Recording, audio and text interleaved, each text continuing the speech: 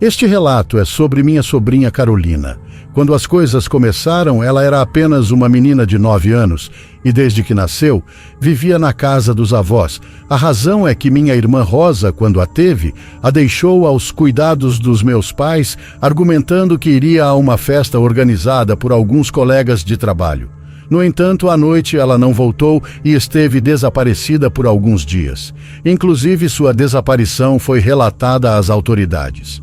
6 dias depois, recebemos uma ligação da minha irmã Rosa, na qual nos comunicava que havia ido para os Estados Unidos tentar entrar ilegalmente cruzando a fronteira e que só fez isso porque, de outra forma, meus pais não permitiriam.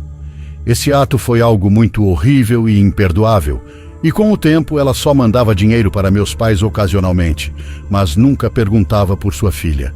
Carolina, apesar da ausência dos pais, sempre foi uma menina muito boa e tranquila. Quando ela completou 10 anos, minha irmã Rosa voltou e mentiu para meus pais, dizendo que queria conhecer a menina e remediar o dano que havia feito.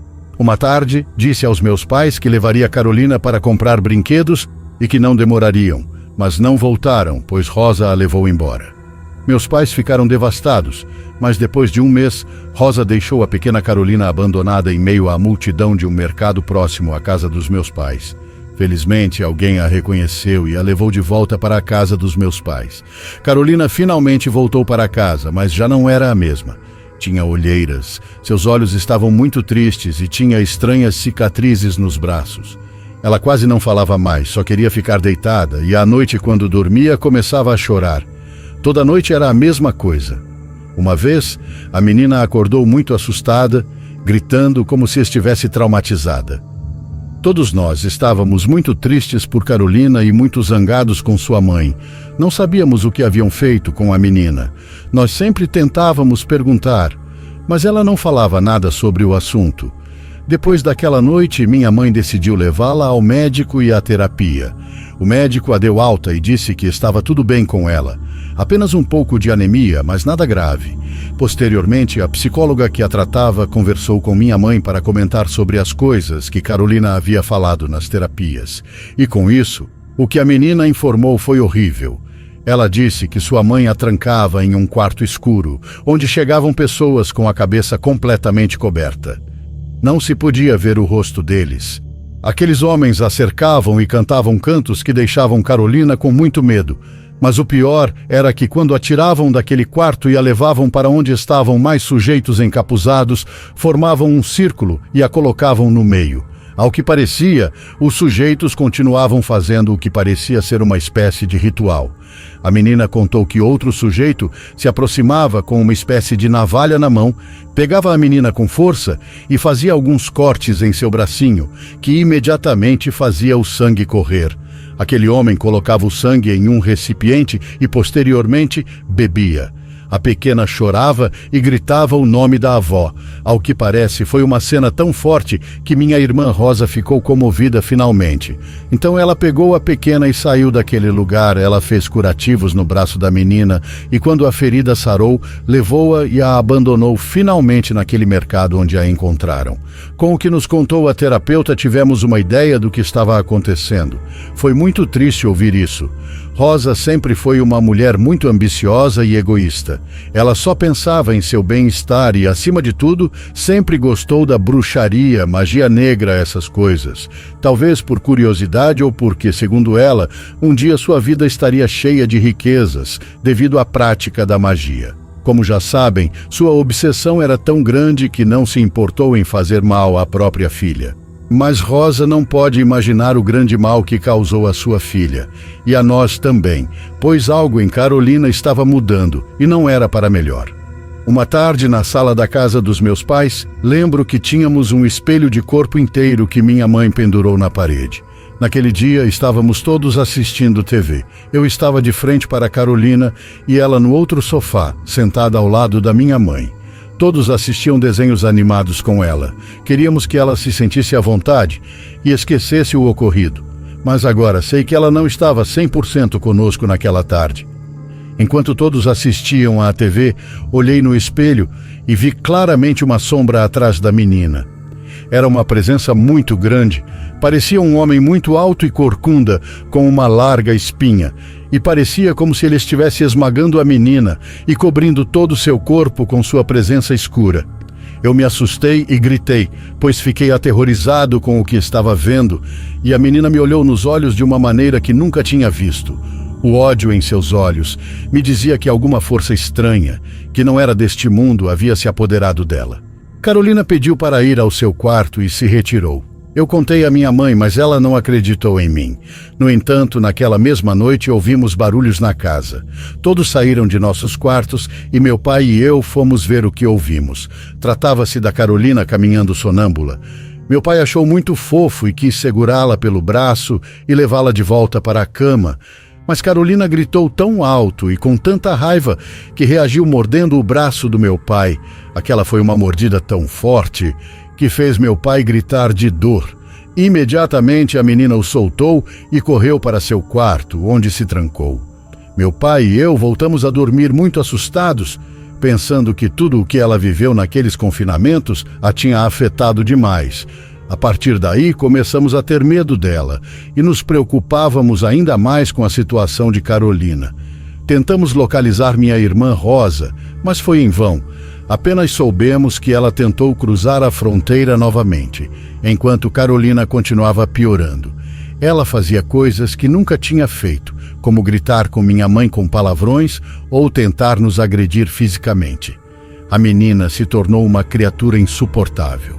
E a terapeuta só nos recomendava ter muita paciência e realizar atividades que ajudassem a liberar a ira que a situação com sua mãe gerava nela. A terapeuta acreditava que Carolina estava passando por um comportamento relacionado ao abandono. Então fizemos tudo o que ela nos disse e a inscrevemos em um curso de pintura que nos recomendaram. Minha surpresa foi que, no primeiro dia, deram-lhes liberdade para pintar o que quisessem em uma pequena tela, para assim avaliar sua capacidade de desenho. A professora nos mostrou a pintura e disse que Carolina era muito boa pintando, só que sua pintura era bastante assustadora. A professora nos mostrou e minha pele se arrepiou de imediato, pois a pintura que minha sobrinha havia feito mostrava o homem corcunda que vinha no espelho naquela tarde em que assistíamos à televisão. Quando perguntamos a Carolina sobre a identidade dessa figura, a menina apenas nos ignorou. Mas ao chegar em casa, minha mãe e eu insistimos para que nos dissesse quem era aquela sombra que ela pintou. Ela respondeu que era um anjo negro que a protegia e que era melhor não nos metermos no que não nos importava, ou poderia nos acontecer algo muito ruim. Eu fiquei petrificada de medo ao ouvi-la falar daquela forma. Parecia que estávamos falando com uma pessoa adulta, com alguém desconhecido. Na sua próxima aula de pintura, a professora nos disse que precisava falar conosco muito seriamente. E é que, para começar, as pinturas que Carolina fazia mostravam muita raiva em suas representações.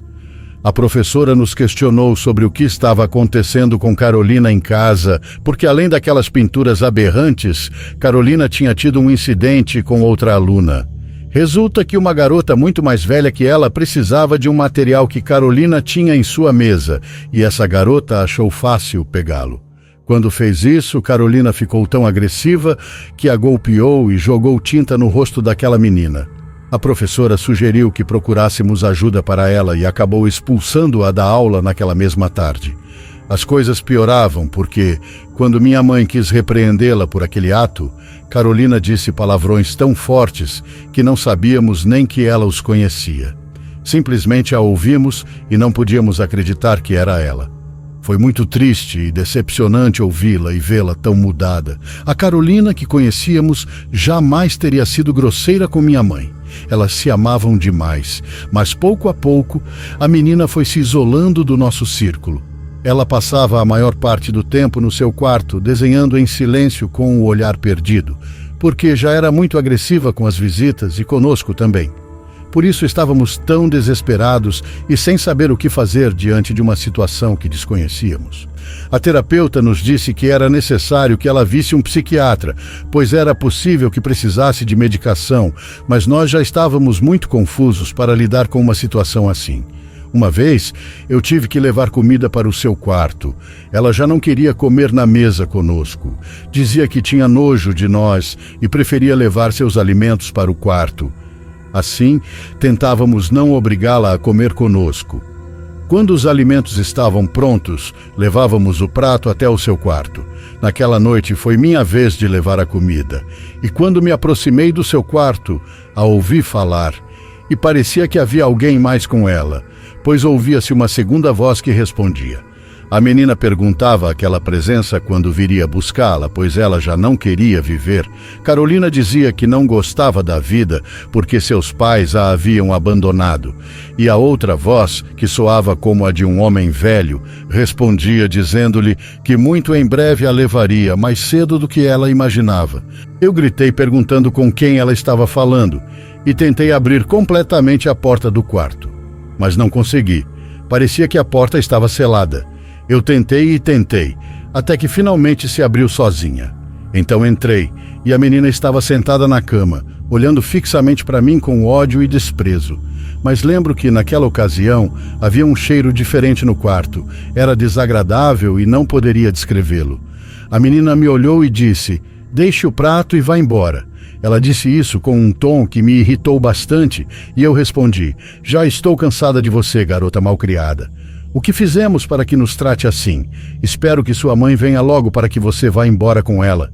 De repente, quando terminei de dizer isso, algo puxou meu cabelo e ouvi uma risada zombeteira no meu ouvido. Naquele instante, parecia que algo me abraçava e segurava muito forte. Parecia uma força invisível que eu não conseguia ver.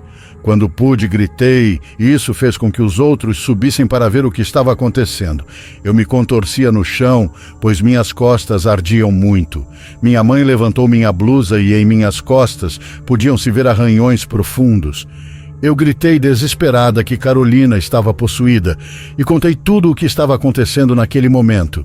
Minha mãe começou a chorar ao ver a menina e os cachorros começaram a uivar.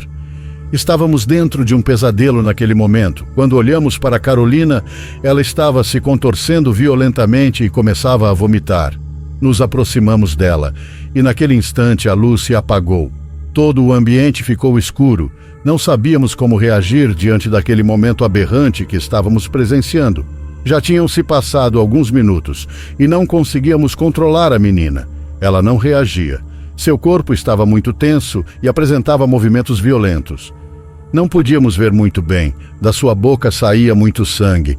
Parecia que tinha mordido a língua e, com a boca cheia de sangue, ela pronunciava palavras em um dialeto estranho. Aquilo que a possuía devia ser algum demônio ou algo muito poderoso. De repente, a menina relaxou.